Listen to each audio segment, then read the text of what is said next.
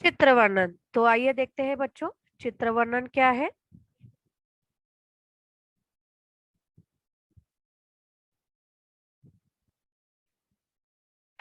किसी चित्र को देखकर उसमें दिखाए गए स्थान, वातावरण, वस्तुओं और व्यक्तियों का वर्णन करना ही चित्र वर्णन कहलाता है। यानी किसी भी चीज को देख करके आपके मन में जो भी विचार आ रहे हैं, जो भी थॉट्स आ रहे हैं, उन सभी को जब आप वर्णन करेंगे अपने शब्दों में, वो चित्र वर्णन कहलाएगा। अब चित्र वर्णन करने के लाभ क्या होते हैं? तो चित्र वर्णन का जो होता है वो एक कला है ना।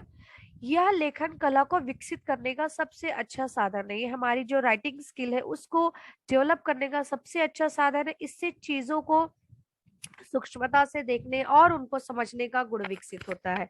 यानी चीजों को बारीकी से ऑब्जर्व करने का जो गुण होता है, जो क्वालिटी होती है, वो हमारी विकसित होती है।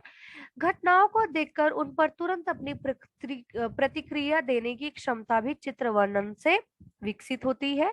यानी किसी भी चीज को देखकर, किसी भी घटना को देख करके उसके ऊपर अपनी प्रतिक्रिया, अपना रिएक्शन देने की जो क्षमता होती है, वो भी चित्र वर्णन के जरिए विकसित होती है।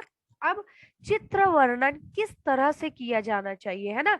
सभी चीज को करने का एक साधन, एक तरीका होता है, और जिसके बिना आप चित्र वर्णन या कोई भी किसी भी प्रकार का वर्णन या किसी भी प्रकार का लेखन करने नहीं किया जा सकता। तो अब देखते हैं इसकी विधि क्या है। तो प्रत्येक चित्र को देखकर किसी भी व्यक्ति के मन में अलग अलग तरह के भाव या विचार उत्पन्न होते हैं, है ना। क्या हर किसी के भाव, हर किसी के विचार अलग अलग होते हैं। उन्हीं भावों को सरल और स्पष्ट शब्दों में संक्षिप्त रूप में लिखना चाहिए। आपने एक चित्र को देखा, आपने किसी घटना को देखा, उसको देख करके जब आप लिखने जा रहे हैं तो आपकी जो भाषा है वो सरल होनी चाहिए, स्पष्ट होनी चाहिए, यानी साफ साफ होनी चाहिए, और संक्षिप्त संक्षिप्त होनी चाहिए। यानी हमें बिना मतलब का उसे बहुत बढ़ाना चढ़ाना नहीं चाहिए, टू द पॉइंट हमें लिखना चाहिए।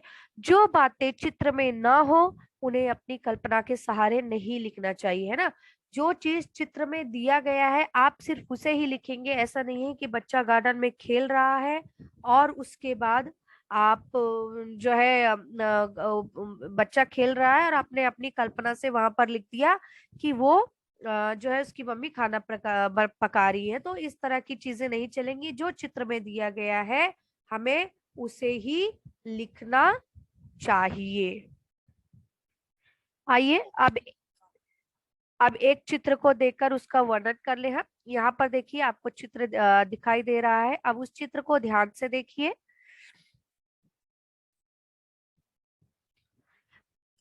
तो यहाँ पर देखते हैं हम अब चित्र का वर्णन किस प्रकार से किया गया है। तो यह सुबह के समय का एक पार्क का दृश्य है। ठंडी ठंडी हवा चल रही है, पेड़ों की डालियां झूम रही हैं, क्यारियों में रंग बिरंगे फूल खिले हैं। बच्चे, बड़े, बूढ़े, महिलाएं सभी इस सुहावने समय में सैर का आनंद ले रहे हैं। कोई व्यायाम कर रहा है तो कोई योगासन, कोई रस्सी कूद रहा है तो कोई बेंच पर बैठा सुस्ता रहा है। आजकल सभी अपने स्वास्थ्य के प्रति जागरूक हैं। सैर करने और व्यायाम करने के लिए सुबह से अच्छा समय कोई और हो ही नहीं सकता। तो बच्चों ये जो है ये चित्र का वर्णन किया गया है। इसी प्रकार आप और भी जो चित्र आपको दिखाई दे आप उस तरह से उसका वर्णन करके आप प्रैक्टिस कर सकते हैं। तो मुझे उम्मीद है कि आपको समझ में आ गया होगा कि चित्र वर्णन किस तरह से किया जाता है। तो बच्चों आज के लिए बस इतना ही। अगर आपको मेरा यह वीडियो पसंद आया हो तो इसे लाइक और सब्सक्राइब करना ना भूलें।